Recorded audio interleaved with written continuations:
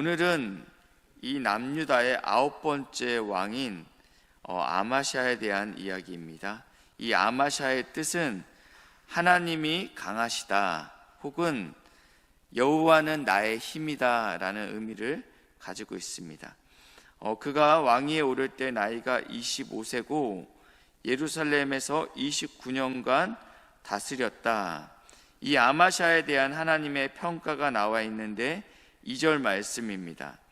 아마샤가 여호와께서 보시기에 정직하게 행하기는 하였으나 온전한 마음으로 행하지 아니하였더라.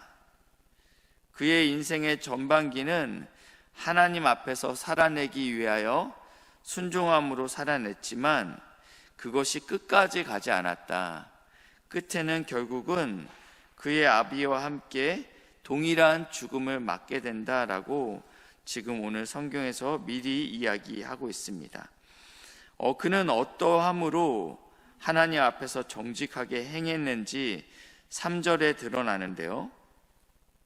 여호와 앞에서 정직하게 행하긴 하였으나 라고 했으니까 하나님의 뜻대로 삼면이 분명히 있을 것입니다. 3절인데 그의 나라가 굳게 섬에, 이제 통치하고 나서 나라가 굳건해지는 데는 시간이 필요합니다.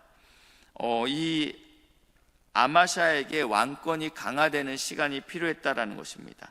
그리고 나서 어떠한 일을 하게 되냐면 그의 부왕을, 이 요아스를 죽인 신하들을 죽였으나 그들의 자녀들은 죽이지 아니하였느니 라고 표현하고 있습니다. 이 요아스는 하나님의 뜻대로 살기 위해서 부단히 애쓰던 왕입니다. 그러나 제사장 여호야다가 죽은 후에 더 이상 하나님을 섬기지 않게 되죠. 하나님이 보내신 선지자의 말을 듣지 않습니다. 심지어 여호야다의 아들 스가랴가 옳은 말을 하자 그를 돌로 쳐서 죽이게 됩니다. 하나님께서 계속적으로 경고하지만 듣지 않으므로 아람 군대를 일으키셔서 이 요아스를 거의 죽음에 이르게 합니다. 그러나 실질적으로 이 요아스가 죽게 된 것은 자신의 신하들의 배반으로 인해서 침상에서 죽게 되었습니다. 이것은 무엇입니까? 역모입니다. 북이스라엘은 남유다보다 짧은 역사의 시간을 갖고 있지만 왕조가 9번 바뀌었습니다. 그러니까 가문이 9번이나 바뀌었다라는 것입니다. 역모가 일어나면 반드시 그 후환을 없애기 위해서 불씨의 씨를 제거해야 됩니다. 그래서 우리 조선에도 이 역모죄에 대해서는 삼족을 멸한다라고 이야기하죠. 아버지 그리고 어머니 가문과 처가댁 가문을 멸한다라는 것입니다. 예를 저로 든다면 저희 아버지 가문은 박씨니까 박씨 가문을 멸해야 되고, 저희 어머니는 김씨니까 김씨 가문을 멸해야 되고, 저희 아내는 이씨니까 이씨 가문을 멸한다라는 것입니다. 이 역모에 대한 불씨를 온전히 깨끗이 제거해야지 불안하지 않을 수 있지 않습니까? 이것을 보고 다시는 역모를 일으켜서는 안 되겠다라는 것이 이 땅의 어떠한 법칙입니다. 그것은 동서양을 막론하고 이 역모에 대해서는 이런 식으로 다스렸습니다. 그러나 지금 하나님께서 율법에서는 그렇지 아니할 것이다. 역모를 했다면 그 아비만, 당사자만 이 벌을 당할 것이지 그들의 자녀들에게는 그렇지 않게 할 것이다 라고 신명기 24장 16절에 기록되어 있습니다. 율법 4절에도 기록되어 있는데 신명기 24장 16절을 4절에도 그렇게 기록되어 있습니다. 4절을 보시면 모세의 율법책에 기록된 대로 함이라. 곧 여호와께서 명령하여 이르시기를 자녀로 말미암아 아버지를 죽이지 말 것이요 아버지로 말미암아 자녀를 죽이지 말 것이라. 오직 각 사람은 자기 죄로 말미암아 죽을 것이라 하셨더라. 이것이 율법입니다. 이 눈으로 볼 때는 이것은 굉장히 불안한 일이죠. 내가 만약에 영모를 꾀한 이 후손들을 그대로 놔둘 경우에는, 내가 위험에 처할 경우에는 그 후안의 씨앗으로 인해서 나도 죽을 수 있다라는 그런 불안함이 있음에도 불구하고 말씀이 그렇다고 하니까 말씀대로 결정했다라는 것입니다. 우리가 어떠한 일들을 결정할 때 우리의 감정에 따라 결정하는 것이 아닌 말씀이 우리에게 무엇이라 말씀하시는지, 상황과 감정에 사로잡히게 되면 잘못된 결정을 하게 되는 것이죠. 올바른 판단을 할 수 없습니다. 그러나 오늘 이 아마샤는 하나님의 말씀이 무엇이라 말씀하시는지 듣고 그대로 따르게 되었습니다. 이 부분에 대해서 하나님께서 정직하게 행하였다라고 말씀하고 있다라는 것입니다. 그러면 이제 뒤에 온전하지 못했던 마음은 무엇인가? 바로 5절부터 나와 있습니다. 아마샤가 전쟁을 준비합니다.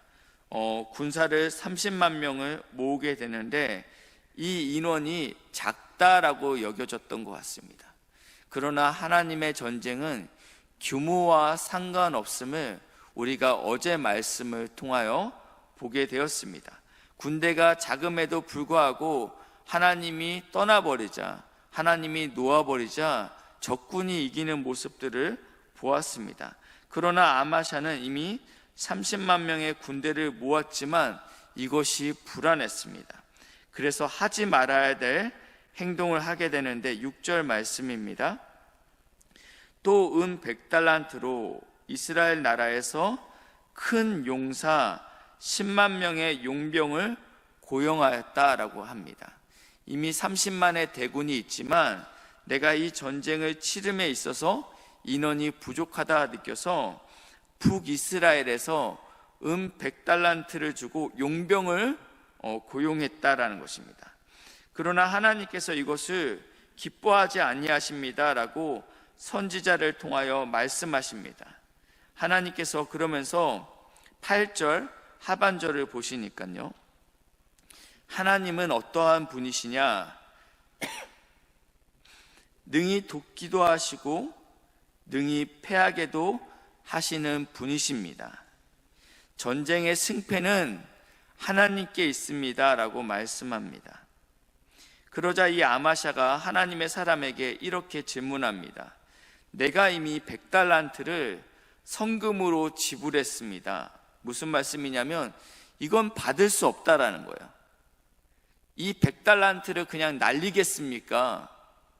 내가 이미 지불했으니까 하나님의 뜻이 아니더라도 그냥 가야 되는 거 아닙니까? 너무 돈이 아깝지 않습니까? 라고 그렇게 어찌할까요? 라고 하니까 이 하나님의 사람 선지자가 이렇게 이야기하죠. 여호와께서 능히 이보다 많은 것을 왕에게 주실 수 있나이다. 하나님은 전쟁에서 이기기도 하시고 패하게도 하시는 분이십니다. 하나님은 능히 우리가 지불한 이 대가보다 더 많이 주실 수 있는 분도 하나님이시다라고 말씀하고 있습니다. 그래서 이 아마샤가 이때 결단을 내립니다. 내가 이 은 100달란트를 포기하는 결단을 내리죠. 그래서 이들을 그냥 돌려보냅니다. 이 용병들이 제가 만약 용병이었다면 아싸 라고 생각했을 텐데 이 용병들은 그러지 않았어요. 네. 왜냐하면 전쟁을 이기고 나면 거기서 얻게 되는 또 엄청난 부가 따르기 때문입니다. 이들은 노하여 돌아갔다라고 성경에 기록되어 있고 그 다음 내용은 이제 내일 본문에 연결되기 때문에 오늘 설명하진 않겠습니다. 이 땅은 끊임없이 불씨의 씨앗을 제거하라라고 이야기합니다. 그것이 세상의 지혜다라고 말하죠. 그러나 말씀대로 살 때 이것은 우리를 불안하게 만듭니다. 불씨의 씨앗이 제거되지 않았기 때문입니다. 말씀대로 살면 불안할 수밖에 없습니다. 실제로 이 아마샤는 하나님의 뜻대로 온전히 살아내지 못하게 됩니다. 그 인생의 후반전에 갔을 때 하나님의 말씀대로 살아나지 못함으로 인해서 그 또한 영모로 죽게 됩니다. 그러나 놀라운 것은요, 그가 영모로 죽게 되었을 때 역대하 26장 1절 말씀만 보시겠습니다. 역대하 26장 1절 말씀 보시면, 유다의 온 백성이 나이가 26세 된 우시야를 세워 그의 아버지 아마샤를 대신하여 왕으로 삼으니, 세상의 나라는 다 죽인다라고 이야기했습니다. 그리고 이세벨의 딸 아달랴는 자신의 아들이 죽자 자신의 손자들을 다 죽이고 스스로 왕이 되려 했습니다. 그래서 이 다윗의 계보가 끊길 뻔했죠. 그러나 하나님께서 이 계보를 계속적으로 연결시키고 있다는 것입니다. 하나님의 나라는 원수를 갚음으로 일어나지 않습니다. 하나님께서는 당신이 하나님의 나라를 끝까지 이루어 가신다라고 말씀하고 있습니다. 그래서 이 남유다는 하나님의 나라의 그 모형인 것입니다. 불완전하지만 여전히 이 땅의 교회는 불완전하죠. 저는 불완전합니다. 저도 오늘 이 말씀을 보면서 어떠한 마음을 먹었냐면, 오늘도 끝이 좋지 않네. 끝이 좋아야 될 텐데. 이 말씀이 언제나 우리를 두렵게 하시길 축복합니다. 하나님, 제가 끝이 좋기를 원합니다. 끝까지 하나님을 붙드는 자가 되길 원합니다. 온전한 마음으로, 정직한 마음으로 시작했으면 온전한 마음으로 끝을 볼 수 있도록 은혜 부어달라고 기도하시는 복된 새벽 되시길 주님의 이름으로 축복합니다. 기도하겠습니다. 좋으신 하나님, 감사합니다. 우리를 사랑하여 주셔서 주의 자녀로 불러주시고 하나님의 나라를 위해서 헌신할 수 있도록 기회 허락하시니 감사합니다. 우리가 주님의 나라를 위해서 살아낼 때 믿음으로 순종하게 하시고, 특별히 온전한 마음으로 끝까지 주님을 붙들 수 있는 복된 은혜를 부어 주시옵소서. 이 새벽 시간을 통하여 다시 한번 하나님을 부르짖고 하나님을 찾는 시간이 될 수 있도록 은혜 부어 주시옵소서. 하나님, 기도하는 것은 하나님 복된 신성교회를 통하여 예수를 믿지 않는 많은 영혼들이 주님께 돌아올 수 있는 복된 구원의 방주가 될 수 있도록 은혜를 부어 주시옵소서. 또 이 시간에 우리가 기도 제목을 가지고 나와 기도합니다. 하나님, 우리의 기도를 들으시고 응답하여 주시옵소서. 육신이 연약한 지체들이 있습니다. 주님께서 찾아가시고 위로하여 주시고 예수 십자가의 보혈로 덮으셔서 온전케 되고 깨끗게 되고 회복될 수 있도록 은혜 부어 주시옵소서. 감사드리며 예수님의 이름으로 기도합니다. 아멘.